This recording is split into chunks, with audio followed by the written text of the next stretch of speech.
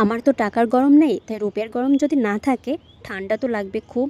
আর রূপের গরম বাড়ানোর জন্যই নিয়ে চলে আসলাম আজকে একটা দারুণ স্কিন কেয়ার। উইন্টারে আমাদের স্কিন অনেক ডার্ক হয়ে যায়, অনেক ধরনের স্পট দেখা দেয়, সেগুলো দূর করার জন্য আজকের এই স্কিন কেয়ার ভিডিওটা। আর এটা খুবই ঘরোয়া একটি পদ্ধতি। রান্নাঘরে কিছু উপকরণ দিয়ে তোমাদের স্কিনটাকে সুন্দর চকাচক করে ফেলতে পারবে। তো চলো ভিডিওটা স্টার্ট করি। যারা ইউটিউব থেকে দেখছো তারা অবশ্যই একটা সাবস্ক্রাইব করে দিও, আর যারা ফেসবুক থেকে দেখছো তারা অবশ্যই একটা ফলো করে দিও। তো প্রথমে আমি এখানে ডাল নিয়ে নিলাম, আর এটা রেগুলার মুসুরির ডাল। এটা কিন্তু দেশি ডাল, একদম ছোট ছোট দেশি ডাল। তো এটাকে আমি নর্মাল পানি দিয়ে ভিজায় রাখবো। তোমরা এখানে দুধটা ব্যবহার করতে পারো, বা যে কোনো কিছু, যেমন হচ্ছে আলুর রস, শসার রস, এগুলো দিয়ে এটাকে ভিজিয়ে রাখতে পারো। তারপর আমি এখানে একটা টমেটো নিয়ে নেব। এখানে টমেটোর হাফ অংশ লাগবে, যেহেতু টমেটোটা বেশি পাকা না, তো এটাকে আমি ব্লেন্ড করে নেব।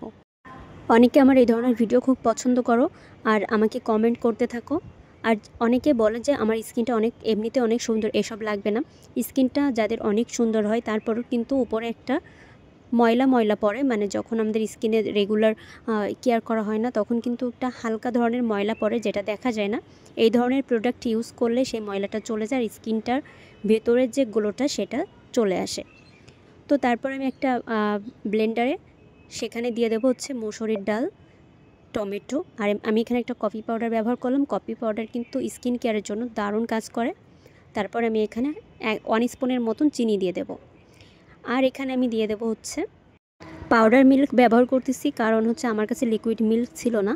তো গুঁড়া দুধটা দেওয়ার চেষ্টা করবা, আর লিকুইড মিল্ক থাকলে সেটা দিয়ে মসুর ডালটাকে ভিজিয়ে রাখার চেষ্টা করবা।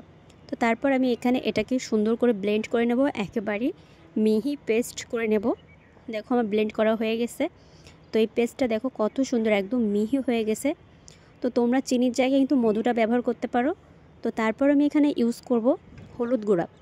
তোমরা এখানে কাঁচা হলুদের পেস্টও ব্যবহার করতে পারো। সবগুলো উপকরণ সুন্দর করে মিক্সড করার পরে তারপর এটাকে অ্যাপ্লাই করতে হবে। আগে থেকে স্কিনটাকে একটু পরিষ্কার করে নেবে নর্মাল ওয়াটার দিয়ে। তারপর এটাকে অ্যাপ্লাই করে এটাকে শুকানো পর্যন্ত ওয়েট করতে হবে, যাতে এর যে গুণাগুণটা সেটা স্কিনের ভিতর যেতে পারে। তারপর শুকানোর পরে হালকা জল দিয়ে ভিজায় এটাকে হালকা হাতে মাসাজ করে রিমুভ করবা। তো এইভাবে স্কিন কেয়ার করলে শীতের সময়ও কিন্তু তোমাদের স্কিনটা অনেক গ্লো দিবে, অনেক ফর্সা দেখা যাবে।